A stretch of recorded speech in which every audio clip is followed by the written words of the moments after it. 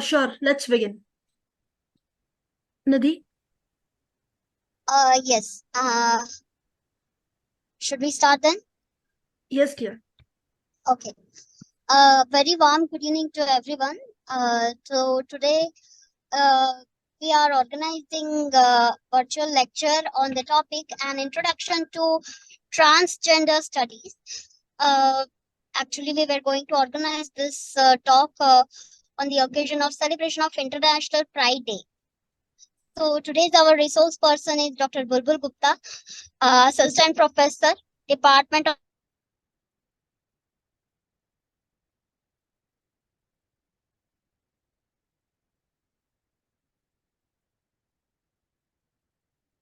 Perhaps there is some network issue on her side. Nidhi, you have your screen has frozen. Nidhi, you there? to have you hot topic in today's 21st century. Thank you so much, ma'am. I also welcome all the audience who have joined us through this session. I also welcome all of our history enthusiasts, core committee members, Honorary President Shri Nandan Shastri ji and President Ms. Manali Momaya. Now I request Ms. Manali Momaya to briefly introduce our today's resource person, Dr. Bulbul Gupta ma'am. Over to you, Manali. Thank you so much, Nidhi, for the warm welcome. Once again, welcome you all to the history enthusiasts. And yes, today is a very special occasion. This lecture was scheduled to be organized on 28th June, which was International Pride Day. Due to some reasons, we had to postpone it, but better late than never. And why I'm saying this is because it is very, very important to study the topic that we have uh, chosen for today's lecture, transgender studies. Transgenders continue to be one of the neglected and ignored groups of the society.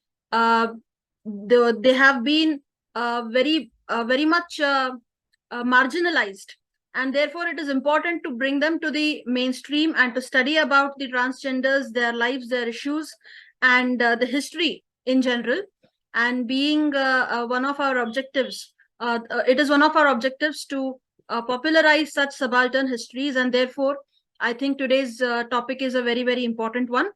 On this occasion, once again, on behalf of myself and all our history enthusiasts, I welcome Dr. Bulbul Gupta ji. She's an associate professor in the Department of English at College, Modinagar District, Ghaziabad, Uttar Pradesh. Her interests are gender studies, women's studies, Victorian literature, phonetics, and communication skills. She is presently engaged in research in the area of transgender studies, for which she was awarded Charles Wallace Visiting Fellowship at University of Edinburgh, UK, and Associateship at Indian Institute of Advanced Studies, Shimla, Himachal Pradesh. She recently edited an anthology entitled Linguistic Kaleidoscope, celebrating Azadi Ka Amrit Mahotsav to commemorate 75 years of Indian independence. It is an honor, ma'am, to have you with us today here, and we are looking forward to listening to you and learning from you. Thank you so much. Over to you, ma'am. Thank you so much, Nidhi and Manali. And I'm indeed humbled that you cooperated with me and gave me this opportunity. As you said, better late than never, but we have still managed to organize this. And let's learn together. It's never a one-way process. I always feel it is mutual learning that goes well with everybody. So at the outset, um, let me first share my screen for you all. Give me a moment.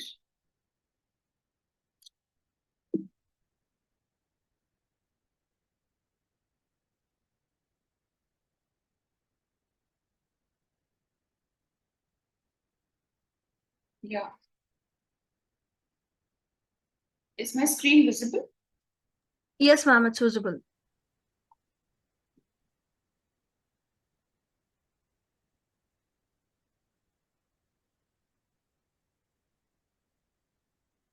Okay. So An introduction to transgender studies, celebrating International Pride Day that falls on 28th of June every year. Now, at the outset, the question arises, why this talk on transgender studies?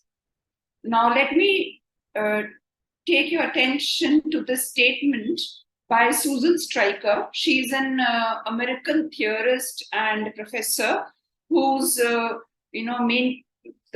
the area of research is gender. And she has written in her book, the book that she has edited and which is available in 2 volumes and has also bagged the Lambda Award entitled Transgender Studies Reader. Now here in this, the introduction to this book, Susan Stryker says, transgender still is often considered too insignificant, too novel, too ephemeral, too complicated, or too strange to matter or merit serious attention. And this is what she is writing in the 21st century, mind you. So according to Susan Stryker, that this area of transgender studies is still very much an area which needs to be studied in depth, to be researched upon in its various dimensions. For various reasons, scholars have continued to neglect it, to ignore it, whether they consider it is not so significant or important, whether they consider it something new or something ephemeral, or it is something which is very complex in nature or quite strange to people like us, who are cisgender. So for various reasons, she drives home this point that transgender is an area which still needs to be explored in all its dimensions. So one reason I brought, that brought me here for this talk is that I should be able to speak to you and discuss with you something regarding this area, so as to, generate your interest as well as, motivate each other to move further, into the realm of research in the area of transgender studies. So first is this, that it is being ignored, it is being unexplored, still remains unexplored to a great deal in India also.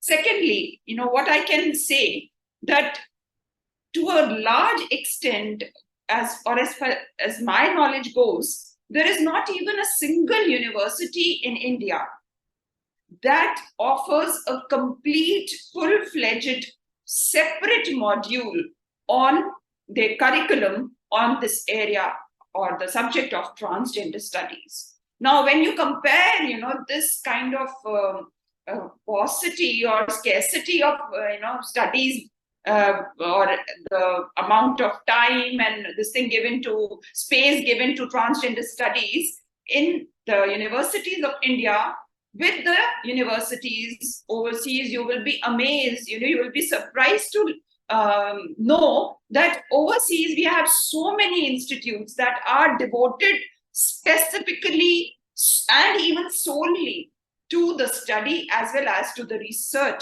in the area of transgender studies. And that is, why we are lacking in the corpus of research in transgender studies in India, which needs to be now, explored and, analyzed, examined in various ways, from various perspectives, whether it is historical or literary or socio-cultural, socio-political, socio-economic, and so on.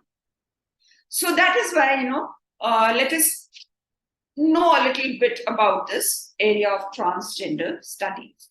Now, first and foremost, for those, who might be not aware, or who might, as common people, common man, we all tend to use these terms, sex and gender, very commonly, in our day-to-day lives, not only in the literary area or academic or whatever, but even in our day-to-day life, we tend to use these maybe as synonyms, which they are actually not. Now, sex actually relates to one's physiology. That is, by way of your anatomy, you are designated a sex at the time of your birth. you are declared a boy or a girl, a baby boy or a baby girl, and it is solely on the basis of your physiology, right? So as we all are very much aware, that a baby girl has different organs in the sense of the sexual organs, and we have a different set of sexual organs of a baby boy. So sex is what is determined by way of our physiology. So in a phrase that can easily be used for this is that it is a biological construct, right? That is what is sex. So when we say that is a person's sex is this, then we are going to say that whether he or she is a boy or a girl, a man or a woman. On the other hand, we have gender. Gender identity is what is a person's innate, deeply felt psychological identification. What he feels or she feels from within, despite whatever the anatomy of that person is. He or she may not feel at home with the sex that is being assigned to him or her at birth, by way of nature, right? So that is what is gender when we say that we use the terms masculine or feminine, or we say male or female, right? That is what refers to our gender identity. It may not, or it may, both possibilities are there, correspond to the person's sex that has been assigned to him or her at the time of birth. Now, see, you might have seen, this gender is basically, as I've written here, it is a social construct. Why? Because, a person is given this gender by the society. The moment, you are declared that, okay, a baby girl is born. So you tend to see how everything surrounding that baby on the baby girl would be of the color pink.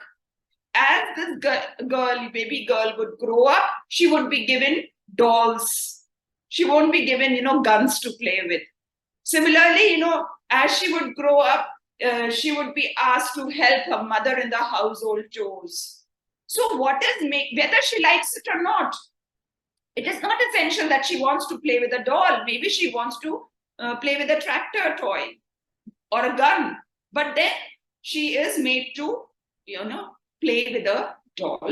Similarly, she is expected and she's asked to help around in the household chores and not to move around like her, maybe her brother or other male counterparts, moving around out of the house, etc. So, gender is something which is enforced by the society. It is conferred not by nature actually, but by the society that, okay, you are a baby girl or you are a girl. So now you have to behave like this. Your body language should be like this. Your interest should be like this. Your, attributes, physical attributes, your way of conducting yourself or your way of clothing yourself, should be of a certain type which distinguishes you as being a girl. So here we have the distinction between sex and gender. Now moving on, we have, very importantly, we now need to understand further that what is actually meant by the term transgender. Now, to understand this term, we have various professors, theorists who are working in this area of gender, who have given us, definitions and understandings of the term transgender. Now, Susan Stryker, whom I just mentioned in the beginning, who's an American professor and theorist, and whose work primarily focuses on gender and human sexuality, says that transgender is a person, or they are the people who move away from the gender that has been assigned to them at birth. That is, they trans. Trans means cross over the boundaries which have been constructed by the society or by the culture to define and contain that gender. So they do not, observe those boundaries, and rather they choose, a mode of transition that best characterizes what? The concept of transgender. So Susan says that transgender is basically an umbrella term. And it is used to cover all those individuals who are gender deviant in nature. As I told you just now, gender deviant means who do not fall into the gender binary of a male or a female. And they may be even those individuals who are transvestites or transsexuals.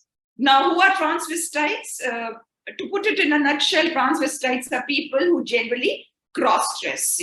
A man would like to dress up, put on clothes or makeup to look like a girl or a woman, and vice versa, that a woman might cross-dress and be, put on clothes and other attributes that make her look like a man. These people are transvestites. Whereas transsexuals are those people who undergo sex reassignment surgery, or we also call it gender reassignment surgery.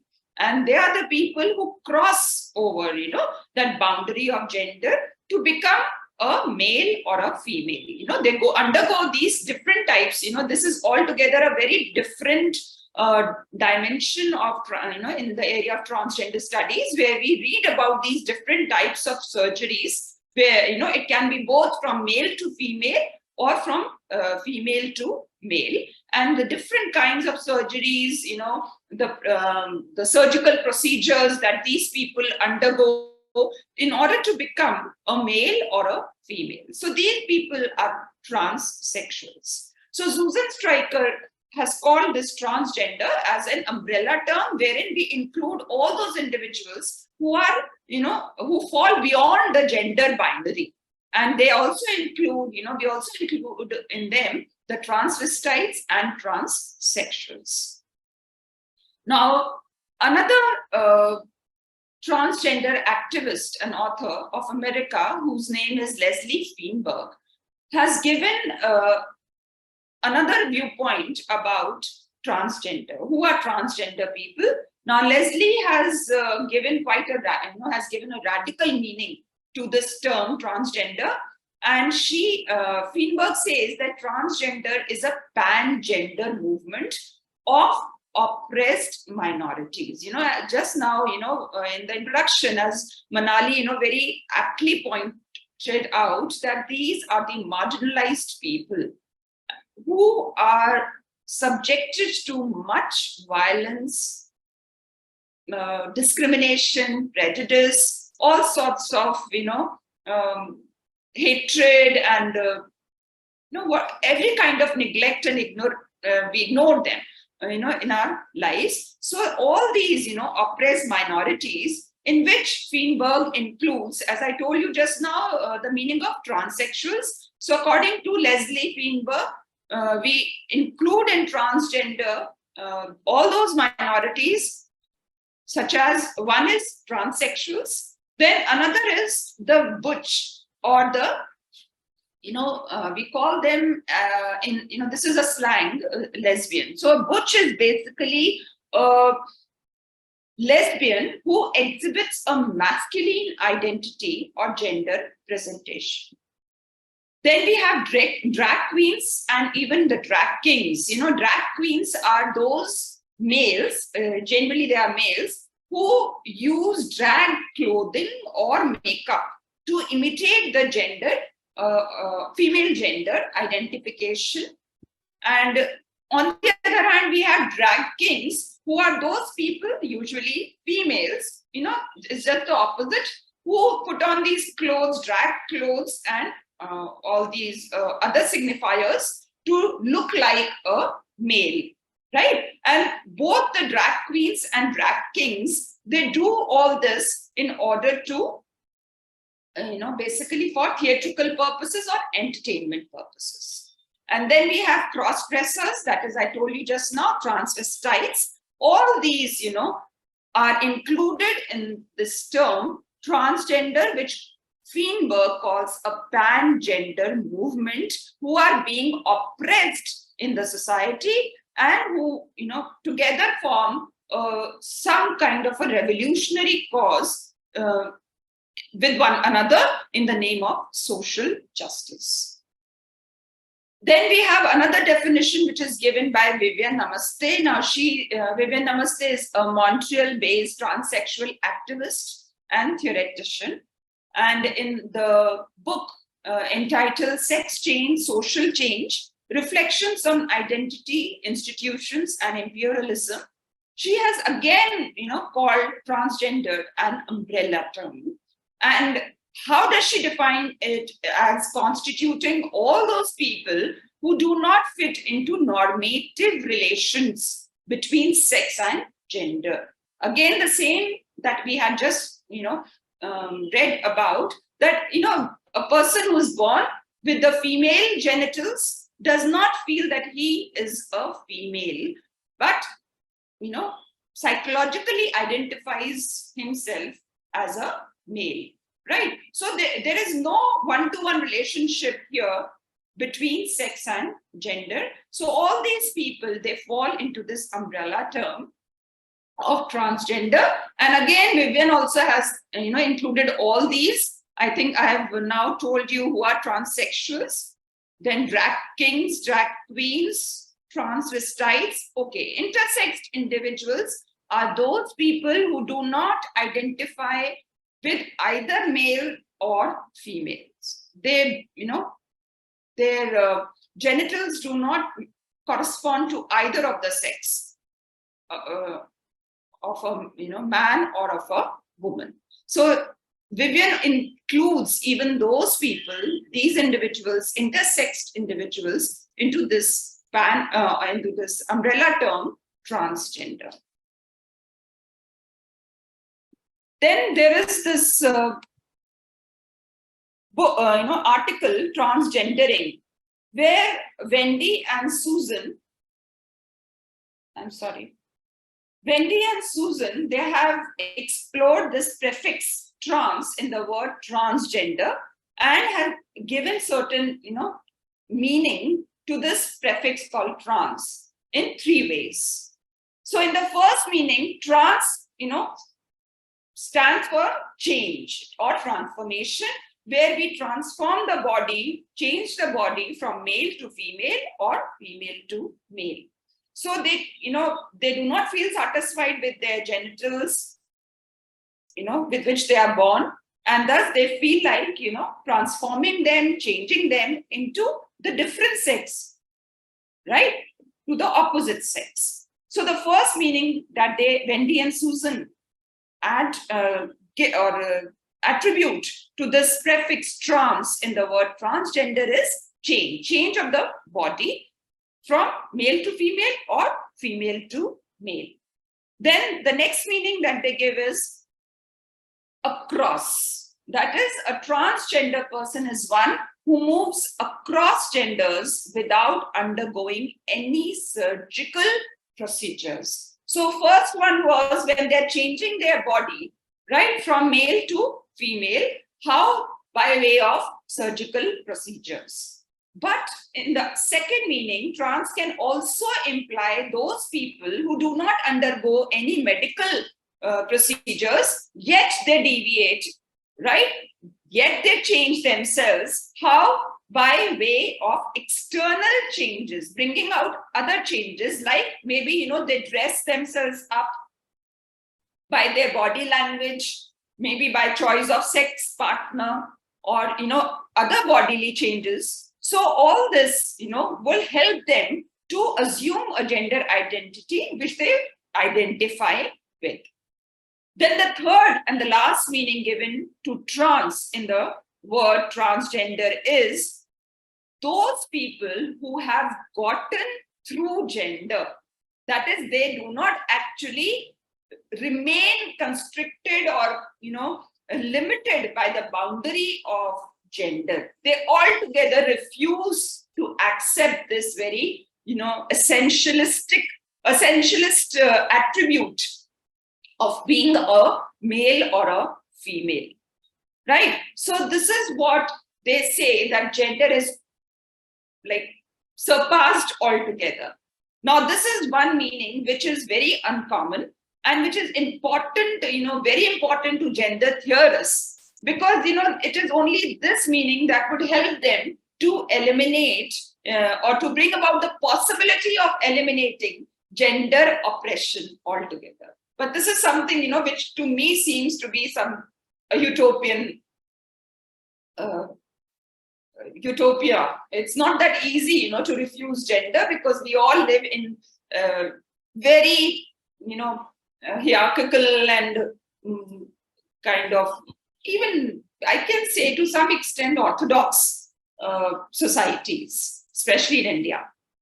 So, well, this is what we understand by transgender. The term transgender, as given by Susan Stryker, Leslie Feinberg, then Vivian Namaste, and Wendy and Susan. I brought about, some of these together. There are many other ways, in which transgender, but because these are the, very prominent theorists and, professors who are working in this area, so I brought about these few definitions.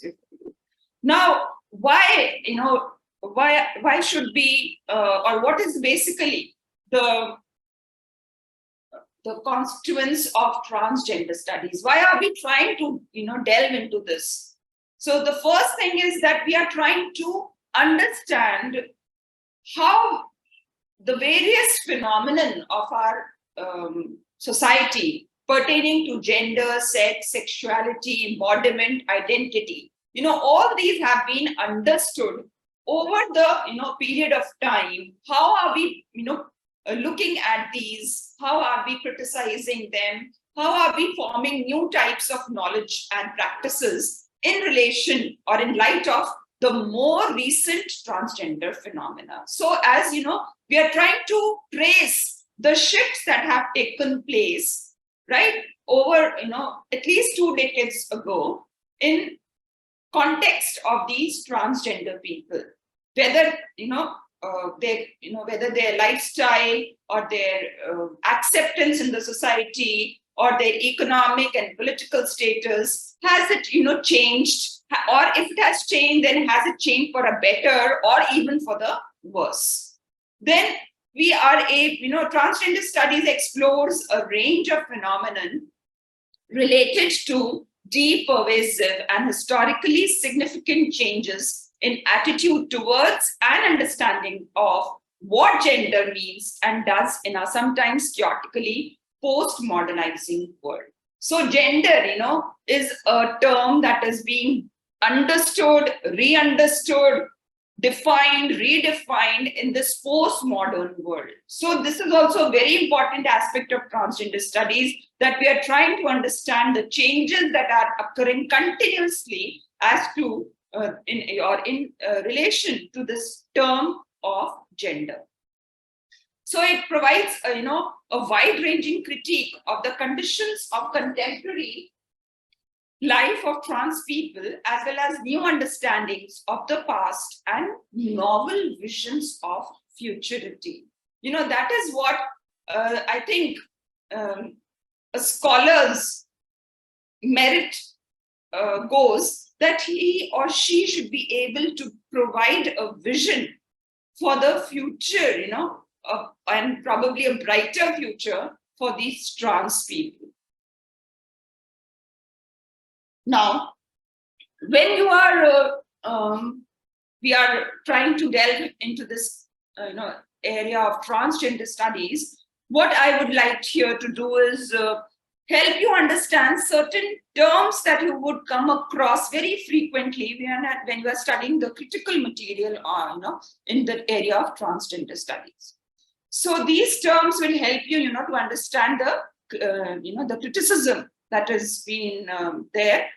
So the first one here I would like to speak on is transphobia. Now, the term itself, I think, is quite clear, that phobia stands for fear, and trans is, transgender people. But actually, it is not only just, the fear of trans people. I think it is very common for especially Indians, to harbor some kind of fear of these people. Even, as children, we have been protected from them. We have been given false notions about them, that they steal children, or they can cause harm to children or to people around. So it is not that, we are not only speaking about the fear that is instilled in us against these trans people. It is much more than that. It pertains to all those negative attitudes that we harbor against these people. I think I'm not exaggerating if I say that most of us look upon them or look at them with disgust, with repulsion. The moment you see a trans person on the street, you are bound to maybe turn away your face, or maybe look at the transgender person with a kind of hatred or disgust. So that also constitutes transphobia. And these are the attitudes of prejudice, of hatred, of this indignation, of our preconceived ill notions against them, that cause a lot of violence against them. That is the root cause of so much of sexual, physical, verbal harassment that these trans people are subjected to. When you read, I will introduce you, further down in this talk, a few autobiographies, where these people, the transgender people, speak about the immense violence that they are subjected to by the people, whether, even the cops, the police, who harass them for no evident fault of theirs. It is just by virtue of their being, a transgender person, that they are, physically tortured.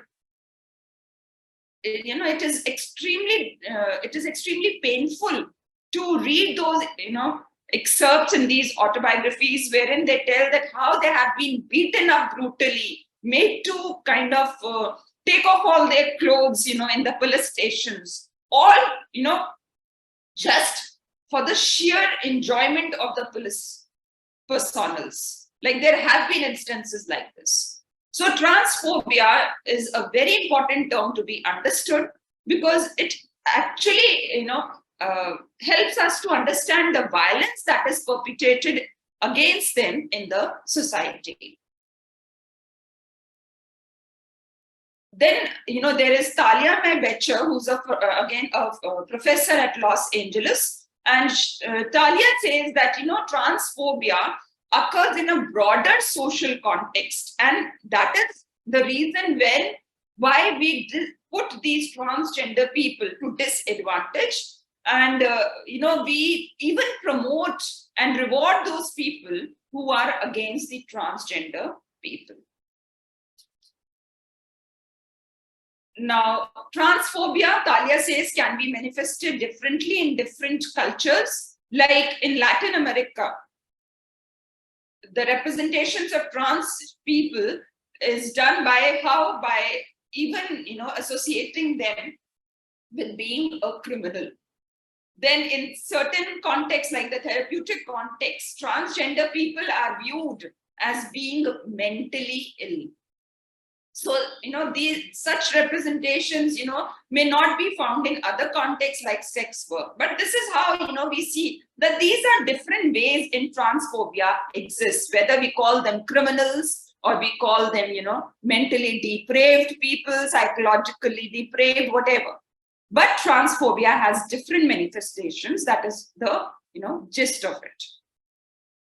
But at the same time, we have to understand a very important aspect here, that not all the violence against trans people can be transphobic, because there is this one important aspect to be understood here, which is of intersectionality. A trans woman, maybe she is targeted not because she is transgender, but because she is a sex worker.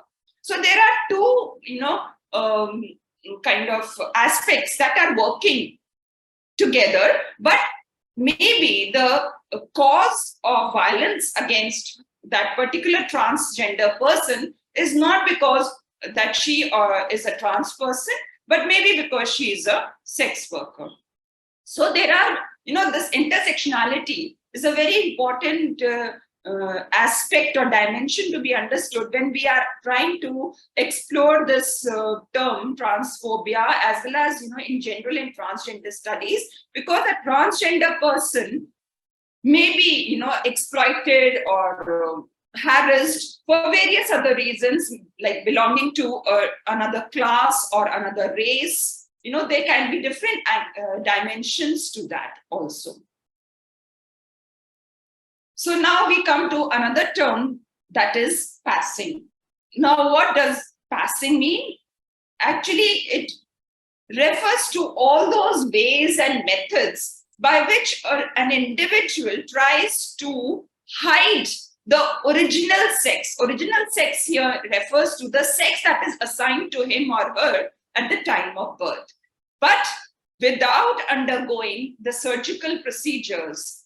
Generally, though they can be employed, like as there is mastectomy, voice therapy, plastic surgery, but beyond that also, there are various ways where you try to hide the fact that you are transsexual or you are transgendered. That is, maybe by way of your body language, the way you, talk, the way you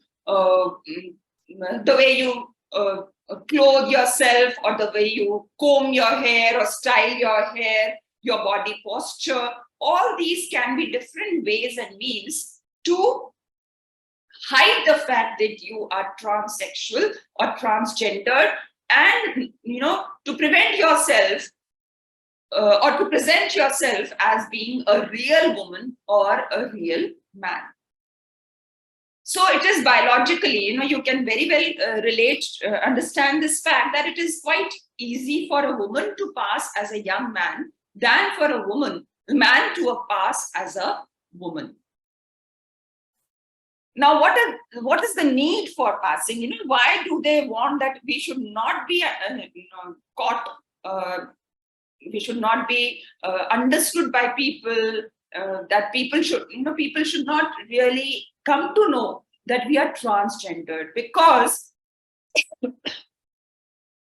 that they know that the moment they are caught by people as being transgender, they would be subjected to job discrimination, prejudice, where they will be denied housing facilities, health facilities. They would be subjected to violence, everywhere. So survival is still a very important, aspect where a transgender population goes. So therefore, they try to hide the fact that they are transgender people. Now I have a clipping, a nice clipping here for you people to look at, where this trans girl is trying to give certain ways and, so that one may pass. I not like that video anymore. I'm sorry for constantly deleting those silly. So when I was like 13, 14, 15, a water bra is basically like a synthetic boob. Oh my God, guys, I'm gonna get demonetized so fucking fast.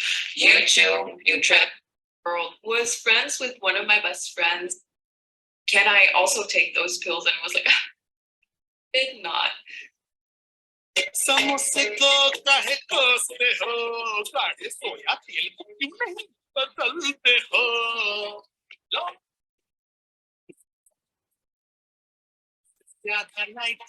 Imami Ultra Light. It comes safely, come chipti or ultra light. Imami healthy and tasty ultra light soybean tail.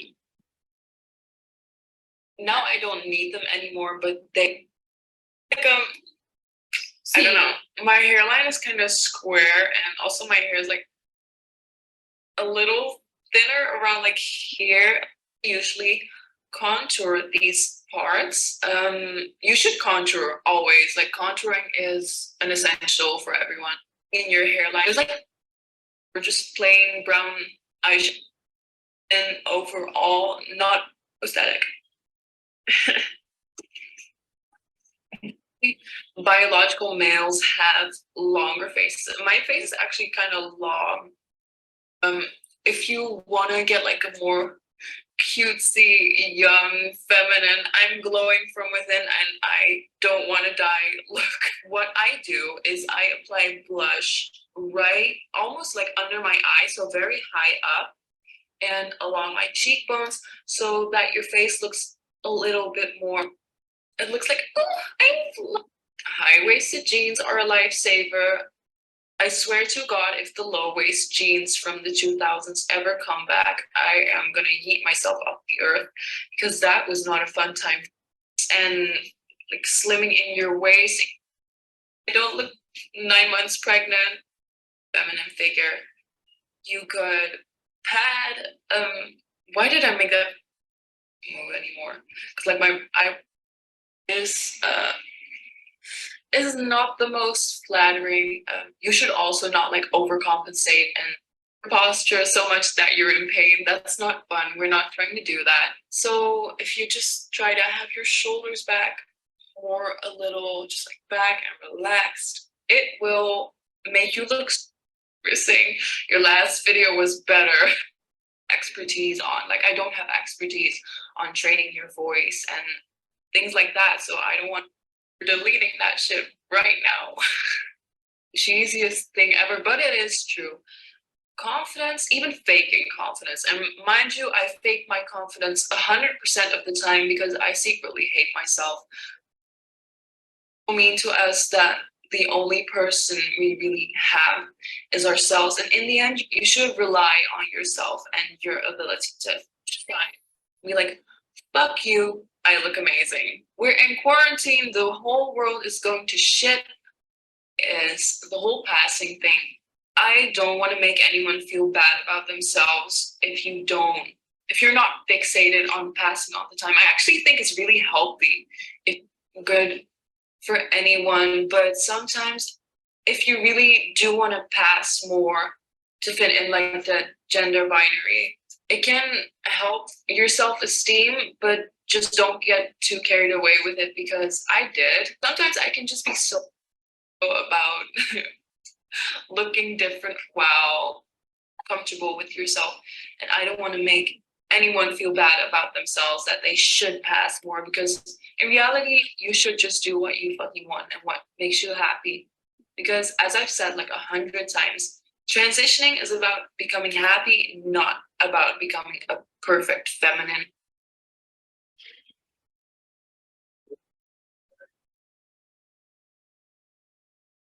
So that was about it, you know. So how this trans girl, you know, she is trying to give certain tips, you know, how a male who has transitioned, basically not exactly transitioned physiologically, maybe can look like a girl by, you know, kind of the contouring of the face, you know, with the help of the hem of your hair, then, you know, the way you put on your blush, your makeup, then the kind of clothes, you know, she mentions that how she wears high waist jeans, the kind of body posture that you should assume, and most importantly, the confidence, you know, that you should carry, with which you should carry yourself. So here, you know, there is this concept which has been explained, but very importantly, you know, as you say that, as you might have listened here, that passing is important to avoid, you know, maybe attract attention in the public, undue attention, which makes you feel very uncomfortable. A transgender person feels uncomfortable, or to avoid violence, as I said. But then, you know, she says that one should be, you know, a transgender person should be confident enough, and transitioning should not become a painful or an artificial or burdensome task for him or her, because transitioning actually means to become a happier you and not a perfect you. So this is very essential, to understand about passing. Now, another term that we would like to, discuss here is gay bashing. Now, what is gay bashing? It is basically the role that gender plays in acts of violence. And Vivian Namaste has, as whom I introduced to you earlier, has given this term, gay bashing, a new name, that is gender bashing. And here she also introduces another term, erasure. How, erasure, as you can very well make out, it is from the word erase, right? How we are trying to exclude, not only marginalize, push them to the borders of the society, but even exclude them altogether, their bodies, their experiences, everything, from the society. That so much, erasure means that they are completely put out, from our view. They disappear from our view. That is what is understood by erasure. So further, Namaste, speaks about this term gay bashing and says that gay bashing is a perceived transgression of normative sex or gender relations, which motivates what? Violence against them. We think that, okay, they have transgressed, these people have transgressed our societal norms with respect to sex and gender relationship, and therefore, they ought to be, kind of punished for it. And we wreak all kinds of violence on them.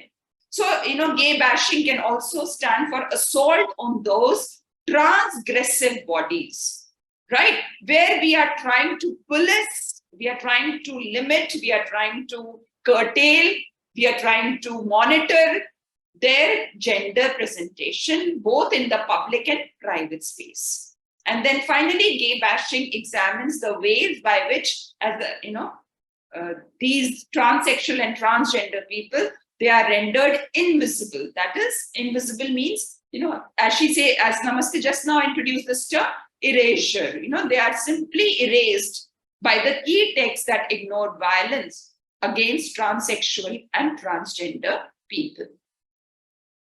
Now, coming to a very important term, that is cisgender. This was, basically this term emerged during 1990s when trans activists, they had begun to write and speak much about sex and gender. And there this term was used, cisgender, to describe those individuals, maybe, let us put it like this, like you and me, where we are fortunate enough that our sex here, as I told you in the beginning, our reproductive organs or our sexual organs, they correspond with the social category, with the psychological identity, with which we identify ourselves with, right? So I have, for example, I am a woman. I have the sexual organs of a female, of a woman, and I feel within also as a woman.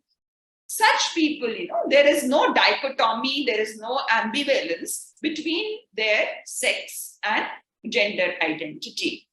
That these such people are called cisgender, right? So their gender is on the same side as their birth assigned sex. Whereas in the case of a transgender person, their gender is on the opposite side of their birth assigned sex. Maybe, as I just now mentioned, that they have the organs, sexual organs of a man, but they feel that they are a woman psychologically or from within, right? So why we use this term cisgender? Now, we can call, say that non-transgender can be a synonym for cisgender. But why this term cisgender? Because, the term came under criticism for the negative quality of its identity description. Not transgender, that is the person who is not a transgender, such has a negative quality. Such a term has a negative aspect to it. So using the term cisgender has a more of a positive identification of a non-trans identity. So cisgender helps distinguish diverse sex or gender identities without reproducing unstated norms associated with cisness. For example, instead of simply saying man or woman, one would use cis woman or trans man in much the same way one would use black woman or white woman. So, as a substitute for non-transgender, cisgender can be viewed as a way of including transgender as a categorical equal in the complex way we identify as sexed and gendered human beings. Now, what is cisgenderism? You all might have, come across this term of sexism, right? Now, sexism is associated, as you know, with power and privilege aligned with maleness, right? It is basically the men are its focus.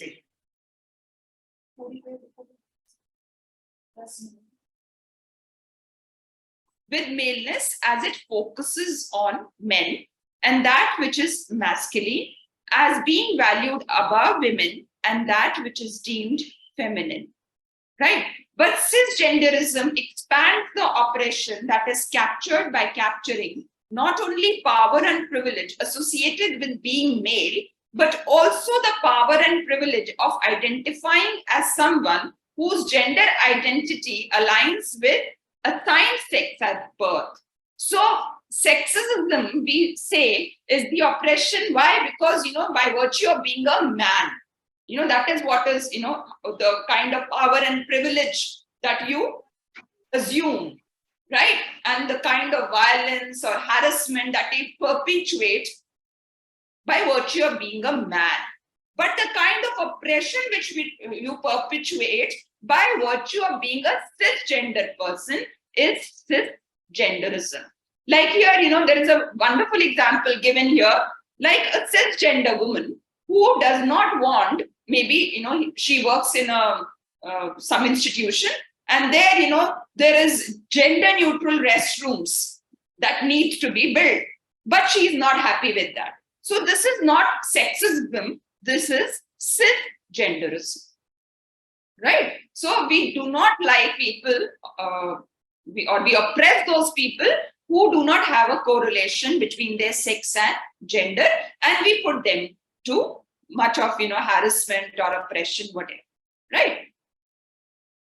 Okay, I think we are short of time. I'll just introduce you to certain, literature that you all can enjoy reading, and then that can be, a point of takeoff, for further studies and analysis and exploration, research, right? So we have these beautiful 5-6 biographies and autobiographies of some prominent transgender people of India. Here we have, a life in trans activism by A. Revati. Then there is another one by A. Revati, The Truth About Me, a Hijra life story. Then another autobiography is Red Lipstick. This is by Lakshmi. And this is a biography of Manobi Bandyopadhyay, a gift of goddess Lakshmi. Then another autobiography is Living Smile Vidya's I Am Vidya, a transgender's journey. And then Lakshmi, Me Hijra, Me Lakshmi, that is her autobiography. So these are very interesting autobiographies of these prominent transgender people. But at the same time, we have wonderful autobiographies, where foreign authors are concerned, they also have written about their journey as a transgender, their way of transitioning and the way they have gone through it. So this is one, Transition, the story of my life with a transgender by Nell Rose. And as a transgender, teen, it is not easy, to be a transgender teen. So Being Jazz, is a wonderful book about that.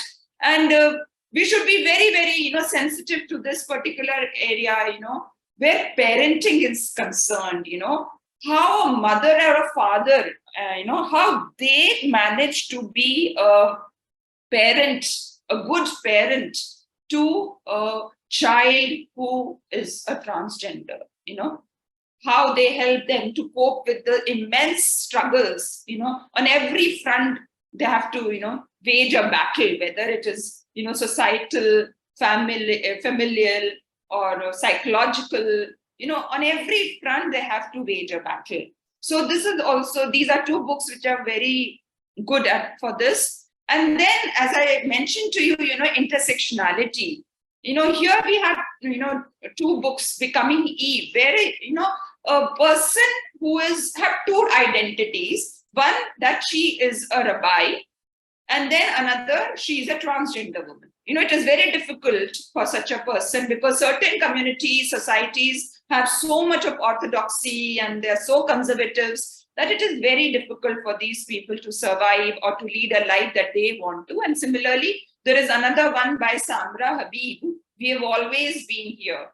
And, it is a queer Muslim memoir.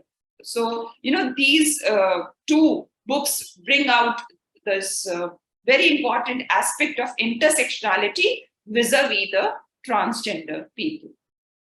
So I'll stop here. Thank you so much, all of you, for your patience. I'll stop sharing. Yes. Thank you very much, ma'am, for the wonderful, very, very insightful lecture. Because as you mentioned several times, you reiterated throughout the lecture that transgenders continue to be a marginalized and neglected as well as tortured section of the society. And not much has changed. It has taken several centuries for our government to introduce a section called transgender in the forms, because there are still many places where only male and female are mentioned as an option to tick when we are filling a form. And in many places, transgender is still not an option. So I can't imagine how it would be to feel that invisible living in a society. And that's why such lectures and such talks are really, really very important. Thank you very much, ma'am, for doing it justice. If with your permission, we can. Yeah, please. Yes. So there is one question in the comment section here by Mr. Manjunath NL. What is the difference between sexual orientation and gender identity? That is what I mentioned to you. Sexual orientation, that is what your sex is, whether by virtue of your reproductive organs or sexual organs, whether you are a man or a woman, or a girl or a boy, right? But on the other hand, what you identify with, the gender with which you identify yourself with, irrespective of the sexual organs you are born with, right? That is the difference between sexual identity and gender identity. Yes, ma'am. I do want to add here that, as you mentioned, there are cis men and women, and then there are trans men and women. And then amongst us, there will be heterosexuals and homosexuals. So that can be part of the sexual orientation also. Yes, of course. That is an aspect, who we are attracted towards, as I told you, the sexual partner that we want. That is also an important part of sexual orientation. Yes, ma'am. And these are linked also, sexual orientation and gender identity, despite being, having the female organs, you are attracted towards a female only, right? Then you wonder that why is it happening, right? Because, actually you are not, that correlation between sex and gender is not happening. That is why. Yes. Has made an observation here in the comment section. A film is going to be released about transgenders. Sushmita Sen is playing the role. Yes, Tali.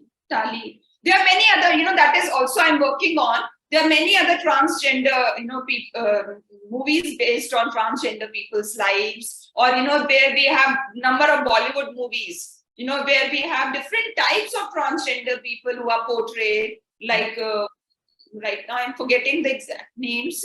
There was one on a political leader, who went on to become a political leader. So we have a lot of examples, in both in Bollywood as well as Hollywood too. Absolutely, ma'am. I had a question in that connection, but you have already answered it, but I'll still just mention it. what is the impact of movies on the social perception and attitude towards transgenders? That is what needs to be researched upon. Yes, we need to research this, explore this question. Absolutely. Kritika ji has written, it is interesting to observe how even toys and games promote a particular gender behavior. Yes, of course. Right from the beginning. Absolutely true, ma'am. I also want to add here that there are several social myths.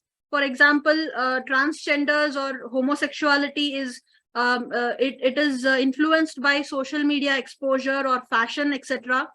And I think that has also contributed a lot to transphobia and hatred towards homosexuals or transgender. See, whatever it's very commonplace observation that whatever we watch on the screen leaves a tremendous impact on us, right? So naturally, this area also, whatever we watch, it is going to make an influence our ways of thinking and perceiving and behaving towards these people. Yes, ma'am. But the myth is that by interacting with homosexuals or by being in their company, a heterosexual might become a homosexual, but that is not true. So such kind of myths are people have such notions. Even I think that is of least possibility. Yes, ma'am. But how you perceive them, definitely, that is influenced by the media, whether it is print media or in social media or any media. Absolutely, ma'am. So I think we can end this lecture with a positive note. Ms. Shivleela Nandgavi has written, nowadays transgender community people are getting reservation in India. Karnataka government, because she's from Karnataka, she has mentioned that they have appointed transgender teachers as well as given them reservation. In fact, there are many such examples, but still, there is much that needs to be done for the welfare of these people. It is still very, very miserable law. It is miserable. Absolutely, ma'am. There is still much need for awareness and alertness because society in general doesn't know of the... It is prejudiced towards these people. Yes. When something is different from us, we tend to hate it. So yes. It has it's not easily accepted, if not hated, but not easily accepted. Yes, ma'am. So thank you. If there are any more queries, we can always, interact via email or something. You can share my email. Sure, ma'am. I will share the email as well as the names of all the books which you have mentioned in your presentation. There are many more. I'm sorry to interrupt you. There are many, many more. It's for you now to explore it. This is just a very, just a spark. You need to now kindle that fire, yourself. Today's lecture session, and I take this opportunity to propose a vote of thanks. I thank from the bottom of my heart and on behalf of all the history enthusiasts, Dr. Bulbul Gupta ji, for giving this wonderful, insightful and very, very relevant lecture on a very important topic. Thank you so much, ma'am. I also thank all the members, all the history enthusiasts who have joined us today through this lecture, and all those who will be watching it on YouTube later on, because many members were not able to join due to some or the other reason.